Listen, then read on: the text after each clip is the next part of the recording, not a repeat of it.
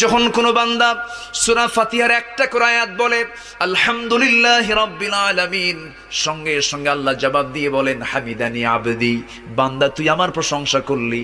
আর রহমানির রহিম যখন বলে আল্লাহ বলেন আসনা আলাইয়া আবদি। মালিক ইয়াউমিদ্দিন যখন বলে আল্লাহ বলেন মাজ্জাদানি আবদি।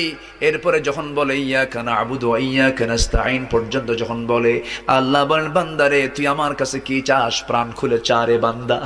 ইহদিনাস সিরাতাল মুস্তাকিম থেকে শুরু করে নিয়া ওয়ালাদ-দাল্লিন পর্যন্ত যখন বান্দা বলে তখন আল্লাহ বলেন বান্দা নামাজের মধ্যে এমন প্রেমের খেলা খেললি বান্দা, তুই যা চাইলি সব আমি আল্লাহ কবুল করলাম। ওই বান্দা যখন রুকুতে যায় আল্লাহ তখন অস্থির হন।